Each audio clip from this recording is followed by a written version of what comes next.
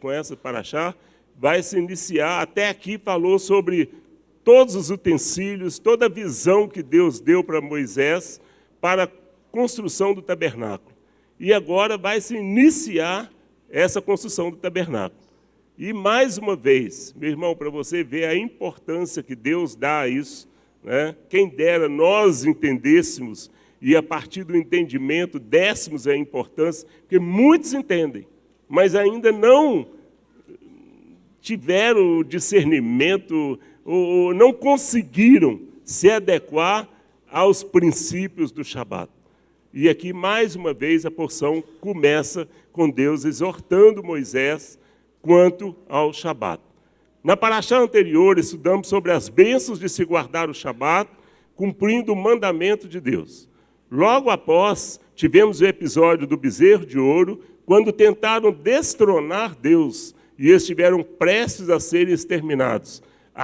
Tivemos a quebra das tábuas, né, com aquela atitude de Moisés. Houve várias mortes, né, como consequência também do bezerro de ouro, e etc. Irmãos, esse foi um momento vital sobre a nação de Israel. Foi um momento em que todos estiveram prestes a ser exterminados. E ficar Moisés e sua família. Olha a redução drástica, né, que haveria na história. Mas Moisés, como intercessor, se levantou diante de Deus e falou: Deus, eu não concordo com isso, não. Eu não aceito essa atitude. Não, Moisés, mas eu vou fazer de você agora uma grande nação. Mas eu não tenho necessidade disso. É o Senhor que tem que ser grande. É o Senhor que tem que ser engrandecido. Não sou eu. Eu quero cumprir o propósito que o Senhor tem para a minha vida. Foram mais ou menos essa, eu creio, né, as palavras de Moisés ali ao negociar com Deus. E ele checou Deus, colocou Deus no canto da parede, vamos dizer assim, quando ele diz: Senhor, você está esquecendo de um detalhe. O que as outras nações vão dizer a respeito disso? O que as nações vão pensar? Que o Senhor não deu conta desse povo? Não. Continue com o seu propósito. Rinene, eis-me aqui. Foi um momento muito decisivo para a nação. Mas a vida continua. Podemos e devemos tirar uma grande lição deste episódio. A página deve ser virada para que se abra uma nova página. E é com este propósito que Moisés convoca uma reunião geral. Meu irmão, antes de entrar nesse finalzinho aí, me chamou muita atenção, a página foi virada. E por que você não vira a página da sua vida? Por que você insiste em viver com seus traumas, com suas sequelas, com suas tristezas, com suas depressões? Meu irmão, isso é passado. Só um amenzinho? Isso é passado. Você tem que entender isso. Você está diante de um Deus que não é estático, Ele é móvel. E o mais importante, não é você que vai carregá-lo. Ele é que tem te carregado. Ele é que tem nos carregado. Essa é a grande diferença do nosso Deus, do Deus de Israel, do Deus dos patriarcas, do Deus que provou o seu amor para conosco através do seu Filho Yeshua, para os demais deuses, que na verdade não passam de ídolos, porque Deus é só este, o Deus soberano, o Deus que tem o controle de tudo nas suas mãos. Então, meu irmão, nessa manhã, você veio aqui para virar a sua página, para continuar a sua caminhada, a sua jornada. Ah, mas meu marido, ah, mas minha esposa, ah, meu pai, ah, minha avó, ah, minha bisavó. Que isso? Existe um passado, nós não vamos negar esse passado, mas ele não pode nos amarrar. Ele não pode nos prender, antes pelo contrário, ele pode ser muito útil no presente e no futuro, para nós não voltarmos aos nossos erros antigos. Passado só serve para isso. É para você olhar para trás, ver que foi liberto Não está preso mais. Na verdade, você não prestou. Mas agora você é nova criatura. Você é lavado e remido no sangue de Yeshua. E descobre que Deus tem um propósito para a sua vida. Que você não é um zero à esquerda. Você não é só um pontinho nessa multidão. Meu irmão, isso aí já tinha que te encher de alegria, de fazer saltar dessa cadeira. Saber que por mais que você esteja na multidão, o olhar do Senhor está sobre a sua vida. Ele não te ignora. Talvez pessoas passaram aí perto de você hoje, nem te viram, talvez até eu mesmo. Mas pelo menos o Shabbat Shalom de Deus você já recebeu. Porque Ele é fiel. A voz hoje não está muito boa, não, mas vamos lá. Só Deus nessa gravação aí para ter misericórdia. Os rabinos no Talmud dizem que esta reunião se deu um dia após o Yom Kippur, o dia do perdão. Deixa eu voltar aqui, numa frase aqui. E é com este propósito que Moisés convoca uma reunião geral. Não deixou de me ocorrer um pensamento. Será que essa não foi a primeira reunião do Sem Terra, não? Uai, Israel não tinha chegado ainda em Canaã. Você gostou, né? Pois é, parece que foi inaugurado aí. Como os Sem Terra saíram do propósito, né? Se o propósito fosse só esse, parar diante de Deus, descobrir o que Ele tem, saber que tem uma terra, mana leite e mel, com bênçãos, com tudo preparado. O que nós temos visto aí muitas vezes? Faz essa barulheira geral, até ganham suas casas, uma semana depois está negociando a casa, está vendendo, passando para frente. Tem muita coisa para ser mudada. E o que eu achei mais incrível, essa paraxá, Soraya, está coincidindo com o dia que está sendo convocado para uma reunião geral amanhã no nosso Brasil. Só que há uma diferença muito grande entre essa reunião geral aqui que foi convocada e a reunião de amanhã. Qual é a diferença? A Lohana vai trazer um bis para quem adivinhar qual é essa diferença, para quem souber. Adivinhar não tem espírito de adivinho aqui não. Para quem souber essa diferença. É que essa reunião aqui, os rabinos dizem que ela foi feita após o arrependimento. O sucesso dessa reunião de amanhã estaria na igreja se arrependendo hoje. O homem se arrependendo hoje dos seus pecados, de não ter respeitado os princípios da natureza, de não ter respeitado as nascentes do rio, de não ter exercido o seu voto com sabedoria, com temor, buscando de Deus qual era o melhor presidente para a nossa nação. Não estou dizendo com isso que não seja a presidente que está lá, que ela já está no cargo de autoridade. E agora nós continuamos clamando por graça e misericórdia de Deus. Mas que fique de alerta para as próximas eleições. Antes de olhar partido, antes de olhar pessoa, olhemos para o alto e busquemos de Deus, Senhor, quais são os líderes políticos que o Senhor tem para a nossa nação. E isso é o que Israel, através da entrevista que a irmã Karina fez semana passada, brincando com ela, que ela fez uma entrevista com o Netanyahu. Terça-feira agora, Karina? O Sião News te informa tudo isso. Nossa jornalista messiânica está ali.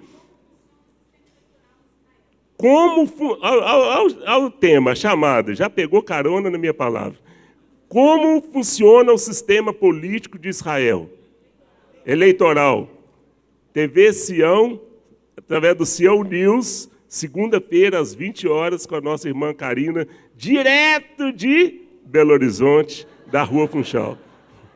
Vocês acharam que eu ia mandar para lá só para fazer isso? Então, não percam. Né? E está aberto, né, Karina? Como é que é? É só fazer o cadastro. Segunda-feira, até às 18 horas, você pode fazer o cadastro com a irmã Karina e você vai assistir o programa Sião News e se inteirar de tudo isso. Vamos voltar aqui para Paraxá? Então, os rabinos no Talmud dizem que esta reunião se deu um dia após o Yom Kippur, o dia do perdão. Verso 1 e 2 do capítulo 35, isto é o que Adonai ordenou fazer. Todo o trabalho deve ser feito em 6 dias, mas o 7º dia deverá ser para vocês um dia sagrado, um Shabat de descanso, absoluto em honra de Adonai. Vocês lembram que a semana passada, né, nós falamos, guardar o Shabat não quer dizer simplesmente não trabalhar no Shabat, não ir no seu local de emprego, não abrir sua empresa. Isso só não é guardar o Shabat. O verdadeiro Shabat, você tem que cessar com o seu trabalho e honrar o Senhor. É diferente, porque senão você podia não trabalhar e dormir o dia inteiro. Ainda toma um Lexotanzinho leve para poder dormir mais rápido. Shabat, cessa o trabalho, mas honra também o Senhor. Aqui há um detalhe que chama atenção. Não está escrito, em 6 dias trabalharás. Toda hora que a gente vê falando sobre Shabat, que vai ler, está lá, 6 dias trabalharás, mas no 7º descansarás. Tem mais uma revelaçãozinha aqui, mais um segredo para você. Está escrito, em 6 dias o trabalho será feito. Olha, tem um detalhe aqui muito importante. O que será que Deus queria dizer através deste versículo? O trabalho deve ser feito em 6 dias, e no 7º você vai me honrar. O pensamento judaico é que a carga de trabalho e as preocupações deveriam se encerrar nos 6 dias, quando é ordenado o trabalho. Sabe por que nós não entramos no descanso? Porque nós não conseguimos separar esse dia. Por mais às vezes que nós não vamos ao local de trabalho, mas a nossa mente continua trabalhando, continua ativa. Às vezes você está aqui agora e está pensando, amanhã eu tenho que fechar o negócio da venda daquele apartamento. Você está descansando, meu irmão? Com esse tipo de pensamento? Se eu pudesse, eu nem acordava segunda-feira, de tanto cheque para cobrir. Tem que fazer compra, tem que ir no Carrefour, tem que lavar carro, tem que não sei o quê. Aqui, olhando para mim, pensando nisso tudo. O que eu vou arrumar com aquele menino hoje? Tantas coisas. Meu irmão, o princípio aqui nesse versículo, pare a sua mente, entre no descanso. Você não vai entrar em coma, não. Você vai saber que os problemas existem, mas eles vão, se não foram solucionados nesses 6 dias, no próximo 6, com certeza será. Isso é fé. Você saber que existe um Deus que está no controle, que não é você só que faz. Um comentário racídico diz que o judeu trabalha não para ganhar o sustento, mas para criar um keli, um recipiente, para receber as bênçãos de Deus. Olha que diferença de pensamento. É isso que a Torá quer dizer com: e o Senhor, teu Deus, te abençoará em tudo o que fizeres. O homem não é sustentado por seus próprios esforços, mas pela bênção de Deus. Meu irmão, isso faz toda a diferença. Toda a diferença. Quando nós temos a consciência de que nós somos simplesmente um instrumento de Deus, um canal de Deus, para que Ele possa agir, para que Ele possa fazer, para que Ele possa ser honrado, para que Ele possa ser glorificado. Porque senão, quando você não consegue, você cai em frustração. Você fica decepcionado. Na hora de buscar, na hora de fazer, você vai com a sua própria força. Mas na hora, às vezes, do fracasso, ou de não conseguir os resultados que você gostaria que tivesse, a culpa é de Deus? Não! Vá trabalhar dizendo, Senhor, o que o Senhor quer que eu faça lá? Qual é o propósito do Senhor neste local de trabalho? É aqui mesmo, eu estou no lugar certo? Primeira coisa, eu estou no lugar certo? Eu estou fazendo a coisa certa? É aqui que o Senhor vai ser honrado. Não é você ser honrado em primeiro lugar, não. É aqui que o Senhor vai ser honrado, através da minha vida, do meu trabalho. Esse tem que ser o nosso alvo, tem que ser a nossa perspectiva. Então, eu achei muito interessante esse pensamento, né? Que nós criamos, através da nossa vida, da nossa capacidade natural de trabalhar, nós somos um recipiente para que Deus possa nos abençoar e abençoar outras pessoas através da nossa vida, através do nosso trabalho. O salmista Davi diz, se comeres o trabalho de tuas mãos, serás feliz e tudo irá bem contigo. Tem gente que tem trabalhado, mas não tem comido, não. A gastrite não deixa. A enfermidade não deixa. Os problemas não deixam. Porque é triste. Quantos pegam num prato de comida com lágrimas nos olhos? Porque ao invés de estar saciando a fome, está lembrando dos problemas. Não encontra prazer. Tem gente que encontra prazer até demais, né? Na hora de comer.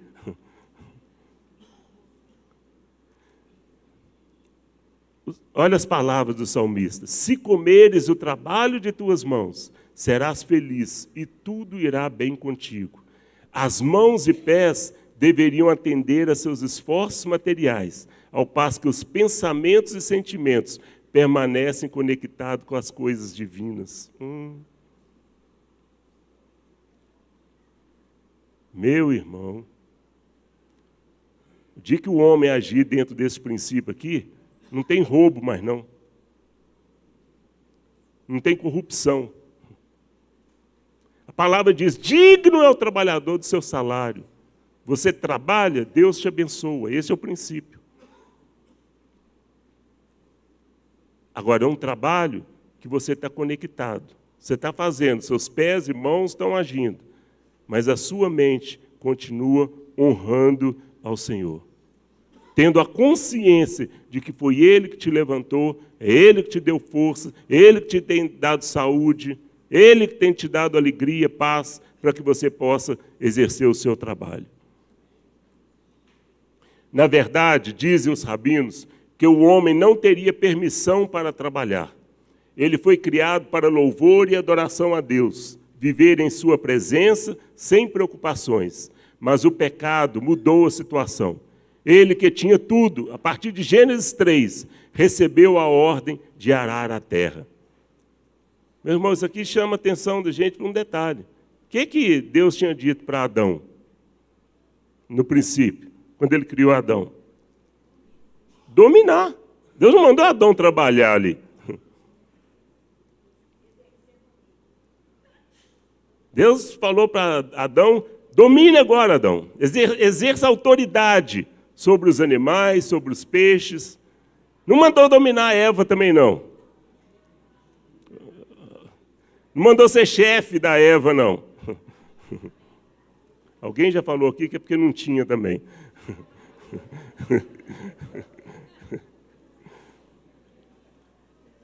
Mas Deus falou para ele, exerça domínio, tenha autoridade, para que a coisa não perca o equilíbrio, não saia do propósito. Aí depois do pecado, Deus vira para Adão e fala o quê? Agora, com o seu suor, você vai arar essa terra.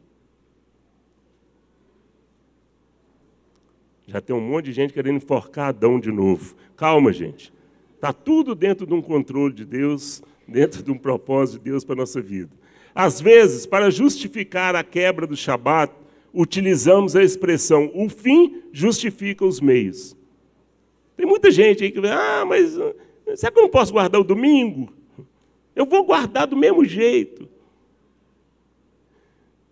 Usando a expressão, o fim justifica os meios. Não podemos atingir um bom e feliz fim através de meios falsos ou fraudulentos. Exemplo, Rebeca fez Jacó se passar por Esaú. Mais tarde, ele também foi enganado pelo sogro. Casou com uma e pegou a outra primeiro. Olha, tudo teve consequência. Sansão casou com uma filisteia, contra os mandamentos e em desobediência aos pais, achando que com isso ele ia ganhar a simpatia dos filisteus. Depois ele foi traído pela própria mulher. Salomão casou com uma princesa estrangeira para fortalecer o reino. Deus mandou isso? Fazer aliança para ser forte? Em momento nenhum Deus mandou fazer isso. E ele acabou se corrompendo e foi destruído pelos mesmos motivos. Então o fim não justifica os meios. O Shabat em muito contribuiu para o despertar da volta aos judeus à sua terra. O fato de viver como minoria, mesmo que em boas condições, é sentido especialmente no Shabat, que faz a separação dos judeus do restante da população, que separou o domingo ou a sexta-feira como dia de descanso. Meus irmãos, isso é uma verdade absoluta.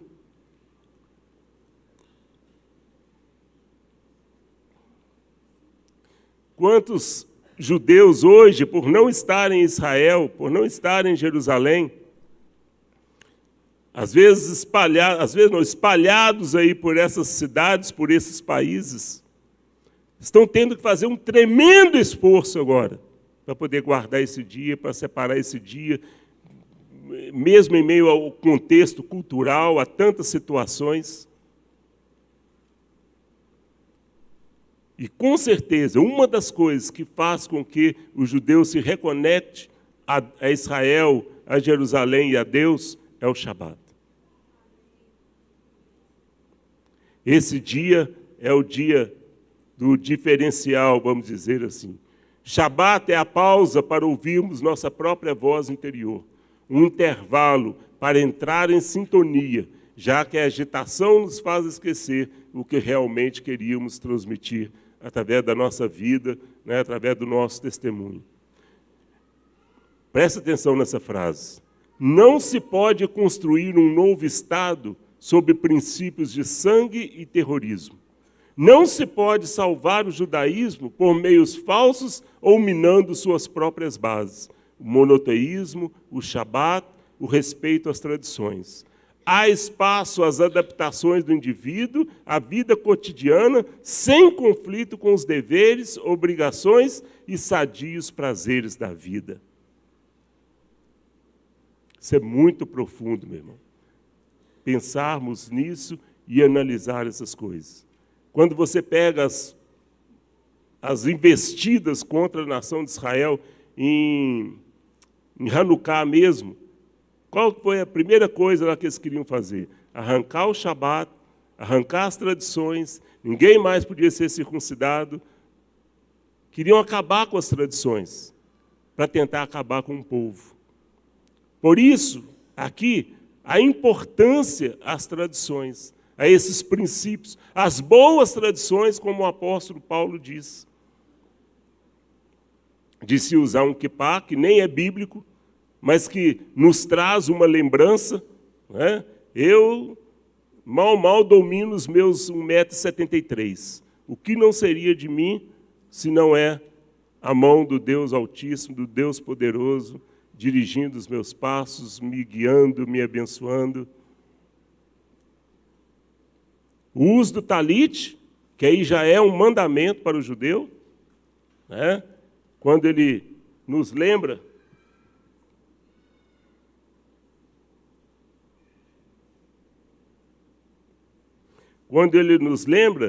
que os meus passos têm que ser dentro dos princípios da palavra do Senhor. Ai de mim, quando eu retiro a palavra, os mandamentos, os princípios, para caminhar por mim mesmo. Tudo tem uma explicação dentro da tradição judaica. Tudo. Se você buscar, você vai encontrar uma explicação. Não é simplesmente uma espiritualização das coisas, que muitas vezes nós temos visto aí no meio da igreja, né? Não consegue explicação para algumas coisas, então espiritualiza. É mais fácil. Até mesmo no estudo da Paraxá, quando nós vamos passando praticamente versículo por versículo, você vai vendo que você encontra base, encontra fundamento para tudo o que é dito.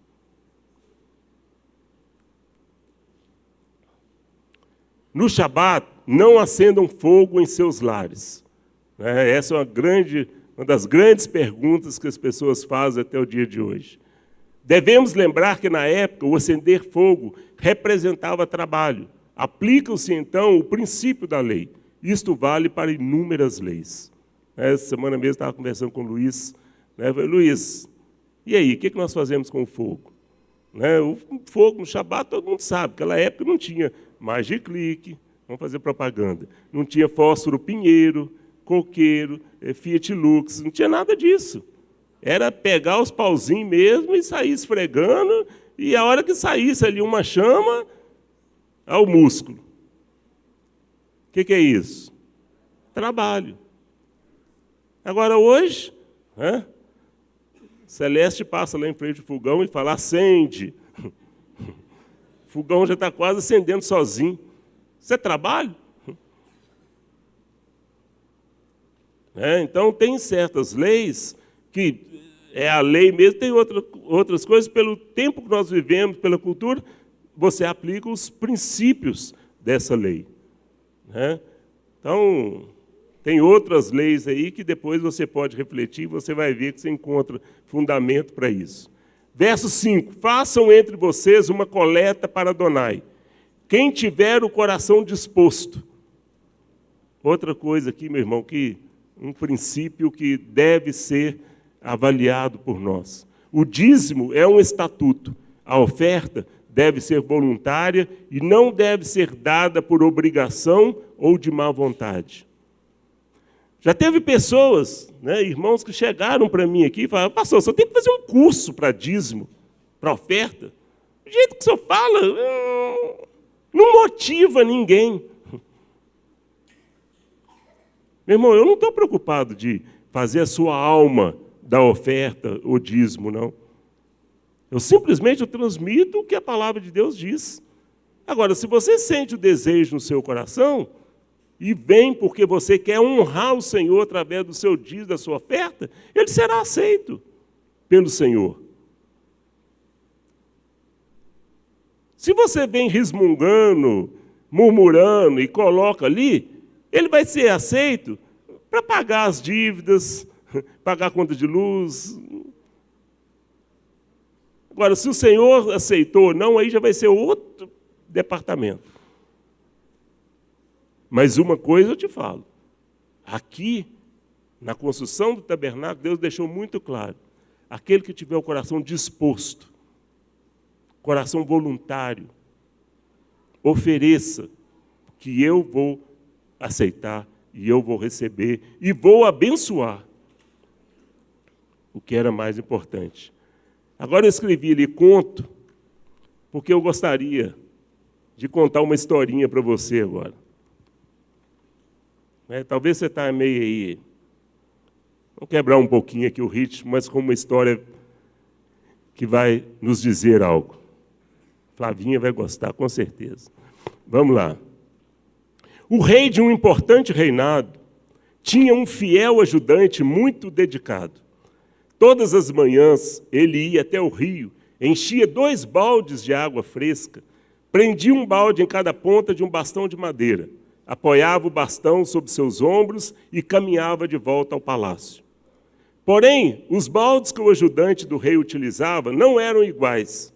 Um deles era um balde de ouro, novo e bonito, enquanto o outro era um balde de plástico, simples. O balde de plástico já estava velho e, por causa de tanto uso, já apresentava alguns pequenos furos. Quando o ajudante do rei chegava de volta ao palácio, o balde de plástico já tinha esvaziado um pouco, pois a água ia gotejando pelo caminho, enquanto o balde de ouro ainda continuava completamente cheio. Com o tempo, o balde de ouro se tornou orgulhoso e arrogante, e começou a achar que era melhor que os outros por causa de sua bela aparência e seu alto valor. Já o balde de plástico se sentia frustrado e triste, pois fazia de tudo para que a água não escapasse, mas não conseguia.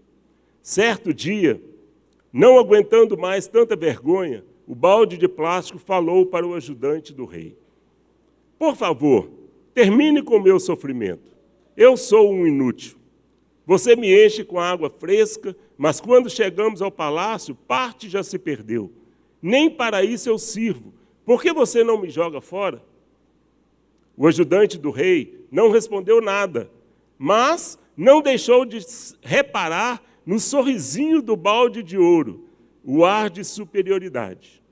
No dia seguinte, como sempre fazia, foi até o rio, encheu os 2 baldes de água e começou a voltar ao palácio. Então, com carinho, falou para o balde de plástico: "Querido balde, olhe para baixo. Você percebeu que do seu lado há uma trilha de lindas flores e um lindo gramado verde? Todos os dias, quando vou ao rio, eu jogo semente de flores pelo caminho. Na volta, ao gotejar água, você me ajuda a regar o solo, fazendo as sementes germinarem. Quando as flores desabrocham, eu as colho e coloco na mesa do rei para enfeitá-la. Você percebe o quanto você é especial? Mas, do outro lado, o que você vê? Apenas terra seca, sem vida", continuou o ajudante do rei. "Isto acontece quando o balde de ouro não compartilha a água que traz dentro dele. E ele é tão orgulhoso, tão focado apenas em si mesmo, que não percebe que do seu lado há lindas flores e vida, enquanto do lado dele há apenas terra seca." Depois de anos de tristeza, pela primeira vez, o balde de plástico abriu um sorriso. Ele havia percebido seu verdadeiro valor. Ele não era feito de ouro, não era tão bonito como o outro balde, mas contribuía para embelezar a casa do rei. Foi a vez do balde de ouro, com toda a sua beleza e esplendor, sentir uma enorme vergonha.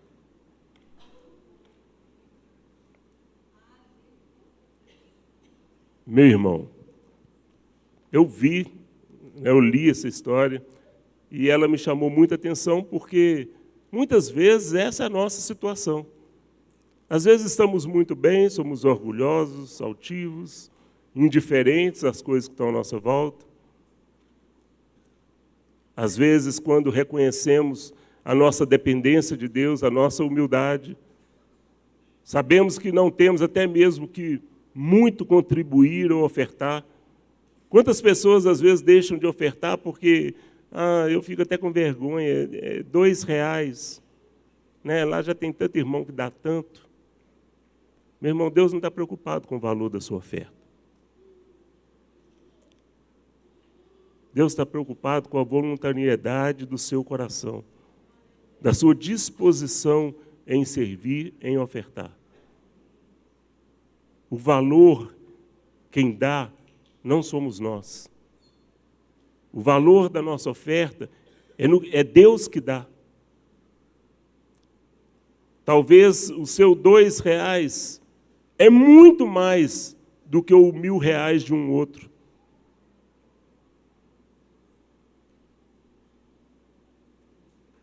Muitas pessoas ficam acuadas, desanimadas, ou às vezes se sentindo desvalorizadas por causa de tantas situações. Aqui nós estamos empregando, né, na oferta, porque é o momento da paraxá. Mas essa história vale para muitas áreas da sua vida. Você que tem que analisar como você está se vendo, como um balde de ouro ou como um balde de plástico furado.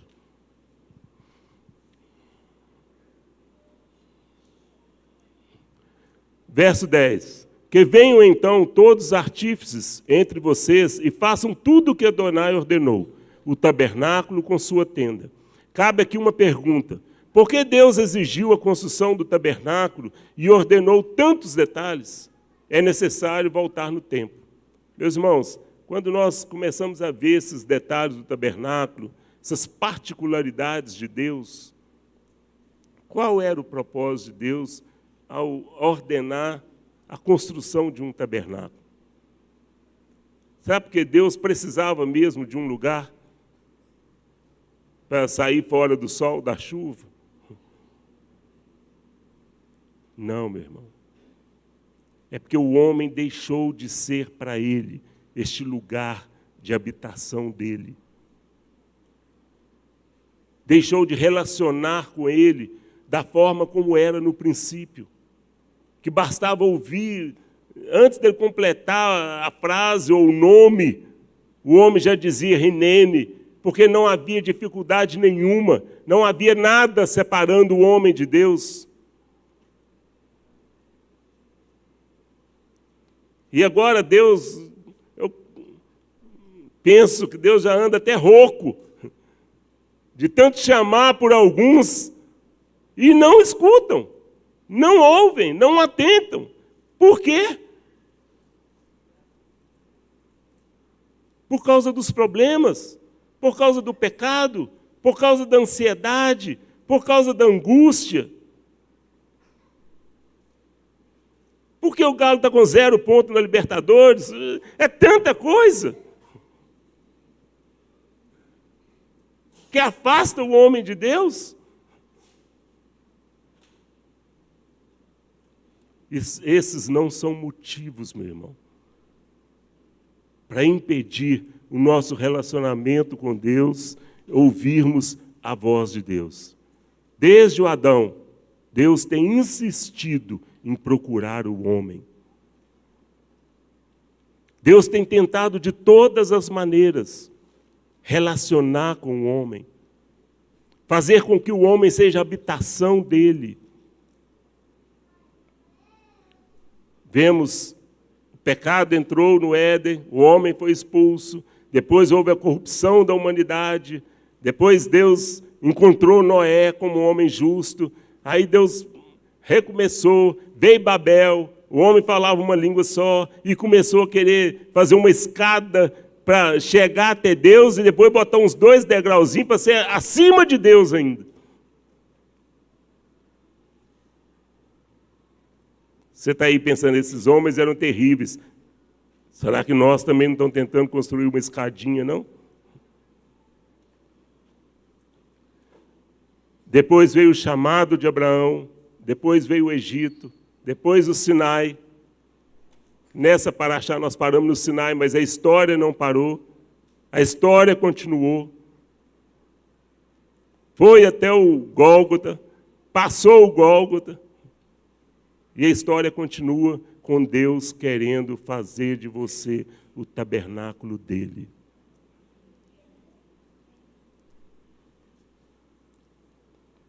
No tabernáculo, tudo foi preparado para a manifestação da glória do Eterno.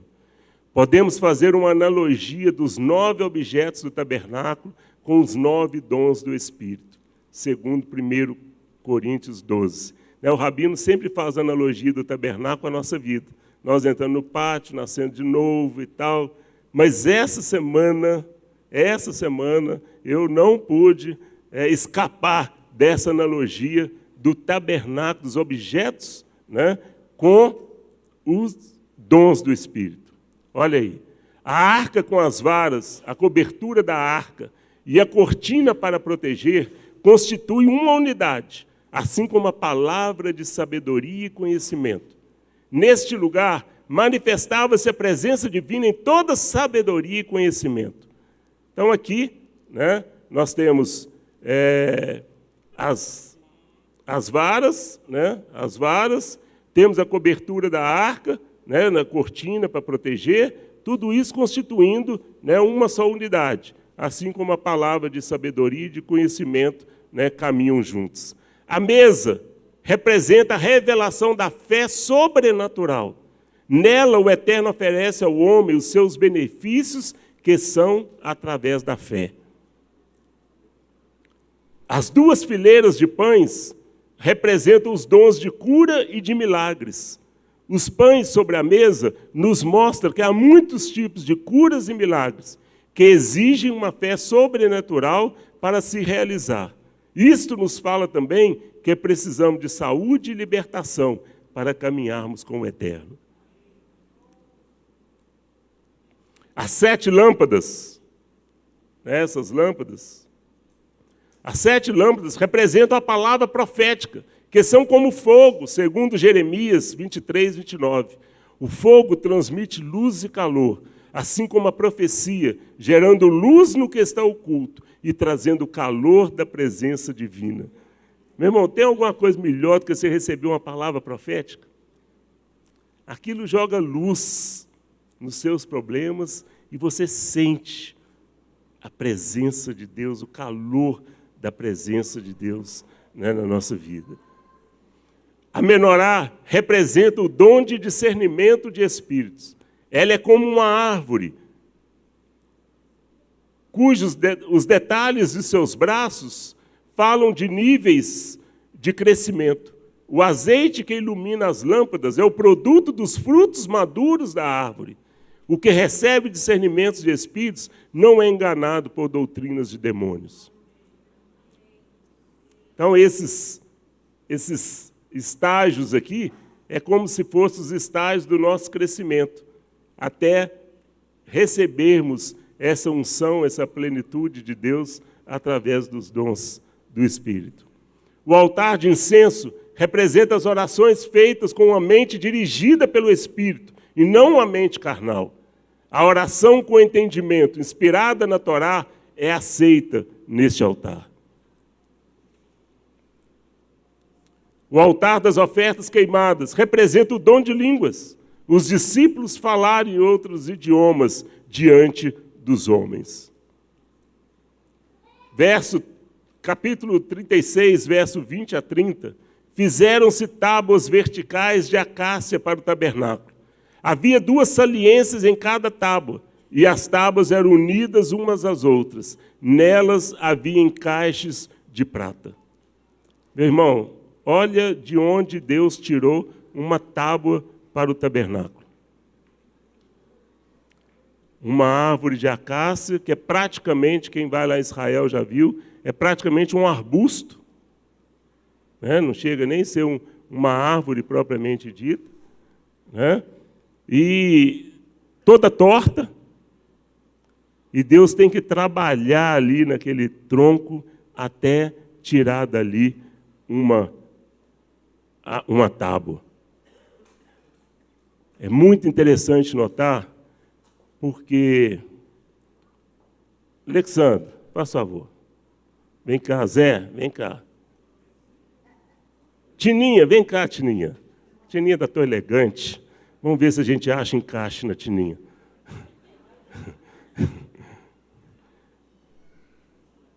Vem cá o primeiro tronco. Aqui um tronco robusto. Desse aqui Deus nem teve muito trabalho. É só parar um tiquinho. Dá uma tábua larga com altura. Beleza. Né? A tábua. O Zé também é outra tábua aqui que até mais vai embora, não. Fica aí. Até o Zé também ainda está uma tabinha assim, bem caprichada. Né? Aí, ó, fácil de encaixe. Né? Olha aí. Agora Deus pega, nem posso chamar isso de acácia. Olha aqui. né? Deus pega essa árvore aqui, esse tronco, e Deus tem que trabalhar no meio de tudo isso e fazer com que haja uma unidade. Deus trabalha, serra, motosserra, serrote, lima, lixa e não sei o quê, e faz 2 encaixes. Para quê? Para que possam estar aqui, né? Não, mas cheio de greta desse jeito? Aí. Olha aí. Olha a perfeição da mente de Deus. E para que não apareça uma gretinha ou outra, Tininha, encaixa, Tininha. Aí, ó. Sabe o que Deus faz? Deus vem e cobre com ouro.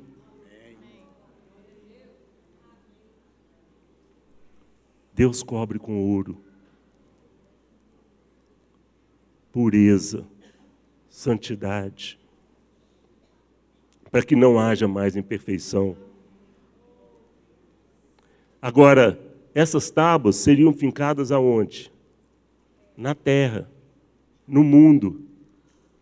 E é perigoso contaminar, apodrecer. O que Deus faz?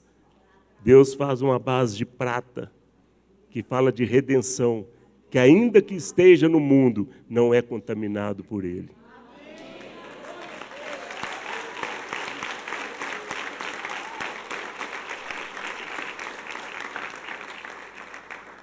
Meu irmão, você só se contamina se você quiser. Se você despreza o ouro de Deus, que Deus tem para a sua vida, e se você não aceita os encaixes de prata. E Deus é tão tremendo na sabedoria dele, o que Deus ainda faz? Deus fala, constrói agora 5 varais, porque senão fica balançando. Aí Deus manda colocar 4 varais aqui, ó. Um aqui, outro aqui, outro aqui, outro aqui, para dar firmeza, para dar consistência. Pode ir embora, minhas acácias, muito obrigado. Saída triunfal da Tininha. Vamos lá? Saída teatral, né? Olha aí o que virou as tábuas. Meu irmão, olha aí. Aqui, olha. Olha os engates. 1, 2, 3, 4. 1, 2, 3, 4. 4. Mas Deus mandou fazer 5. Cadê o 5º varal?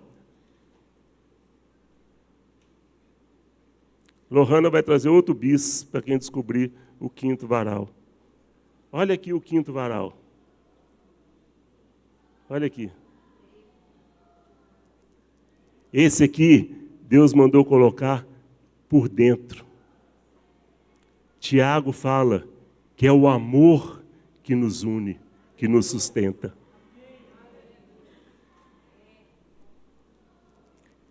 Esse varal aqui é como se estivesse representando o nosso coração. O amor no nosso coração, a fidelidade de Deus. Meu irmão, estudar um tabernáculo com essa minuciosidade, se sinta um privilegiado, assim como eu estou me sentindo, de entender essa mente divina, esse amor de Deus, esse cuidado de Deus. Estas são as contas do tabernáculo. Agora nós estamos entrando na segunda paraxá, mas ela é mais curtinha, pode ficar tranquilo aí que vai dar tempo. Estas são as contas do tabernáculo, o tabernáculo do testemunho, registradas como Moisés ordenou, pelos levitas, por intermédio de Itamar, filho de Arão. Foi dada a ordem por Moisés da prestação de contas de tudo que foi gasto na construção. Todo o povo teve acesso às contas, assim como todo estudioso da Torá. Isso mostra a responsabilidade que devemos ter na prestação de contas, tanto na administração pública quanto na religiosa. Meus irmãos, se houvesse essa preocupação nos governos, nas empresas, nas igrejas, de haver uma prestação de contas precisa. Se você for agora em Êxodo, na Torá, você vai ver item por item do que foi dado e como foi gasto. Sabe qual que é o nosso problema? Na hora que a gente começa a ler, a gente fica com preguiça. Ah, vou ler isso não. E é isso que tem acontecido nas empresas, no nosso Brasil. Que aqueles que seriam responsáveis por analisar os contratos, por avaliar as prestações de contas, vai empurrando com a barriga. Porque também está querendo só receber o dele no final do mês. Não está preocupado com o povo, não está preocupado com o país.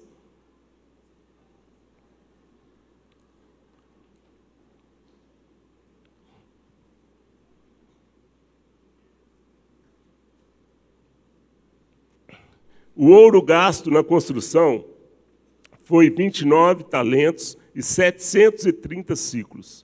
Foram usados 100 talentos e 1.775 ciclos de prata, que é igual a uma beca, por cabeça dos 603.550 homens contados de 20 anos para cima. Na hora que eu fui colocar, eu confesso para você, não vou colocar isso não. Mas eu senti pelo Espírito de Deus, que isso é prestação de contas. Quando Deus mandou ordenar, contar quantas pessoas tinha, de quantos homens de 20 anos para cima, deu essa contagem ali, 603.550 homens de 20 anos para cima. Homens capacitados para a guerra. Os 100 talentos foram usados para 100 bases das tábuas do santuário e as colunas do véu. Os 1.775 ciclos foram usados para os ganchos e demais detalhes dos pilares do átrio. O cobre foi 70 talentos e 2.400 ciclos, com os quais se fez as bases dos pilares para a entrada da tenda do átrio, e todas as estacas, o altar e seus utensílios. Tudo minuciosamente descrito. É comum ouvirmos falar de má administração na igreja, com enriquecimento de muitos líderes, fazendo uso daquilo que deveria ser usado na obra do reino. A palavra ciclo, em hebraico, vem da raiz baca. Preste atenção nisso aqui, meu irmão. A palavra ciclo, em hebraico, vem da raiz baca, que significa cortar, rasgar, sacrificar. A expressão usada aqui é beca la gugolet. Gugolet significa crânio, caveira. Daqui vem a palavra Gólgota, lugar onde Yeshua pagou o resgate, o ciclo com sua própria vida por nós. Meu irmão, nada é em vão no judaísmo. Viu, Luiz? Até o lugar que foi escolhido para o sacrifício de Yeshua, ele tinha um nome. Lá da Torá, Beca, um ciclo por cabeça foi pago no Gólgota. Aí está o tabernáculo. Depois de pronto, viu, pois, Moisés toda a obra, e eis que a tinham feito segundo Adonai havia ordenado. Assim a fizeram, e Moisés os abençoou. A bênção vem pela obediência. Se queremos ser abençoados, devemos obedecer ao Eterno e submeter-nos à liderança por ele estabelecida. O líder transmite bênção ao povo. Meu irmão, quer você goste ou não do seu líder, o problema é seu. Mas quando Deus separa, Ele capacita e Ele unge. Cuidado ao falar mal da sua liderança, ao não se submeter à sua liderança, que isso pode atrair coisas contrárias também ao propósito de Deus para a sua vida. Não é porque Deus amaldiçoa, é que o diabo vê que você está indo atrás da maldição. Assim Moisés acabou a obra. É muito importante ter pessoas capacitadas, prestar contas de tudo, mas é essencial terminar a obra e não deixá-la ao meio. O tabernáculo, que durou mais 400 anos, foi feito no deserto. É possível cumprir o propósito de Deus, mesmo nas adversidades. Tem muita gente desistindo aí porque o caminho é estreito e é difícil. Mas fica aqui um exemplo para nós. Mesmo no deserto, o povo teve condições de construir o tabernáculo com toda a glória que foi. E aí está. Encerramos o livro, com o verso 34. Então a nuvem cobriu a tenda da congregação, e a glória de Adonai encheu o tabernáculo. E assim encerramos o segundo livro de Moisés. Olha a visão que era. Aqui dá para você ter um pouquinho da visão, né, do que era o tabernáculo montado e todas as tribos em volta dele. Não tem como o nosso coração não se encher de alegria ao ver o quanto Deus é bom e o quanto Deus ama estar no meio do seu povo. Que nós possamos criar um ambiente onde Deus tenha liberdade para passear conosco e no nosso meio. E assim nós encerramos o livro com a frase Hazak, Hazak, Ve Nitchazek. Ser forte, sejamos fortalecidos. Amém?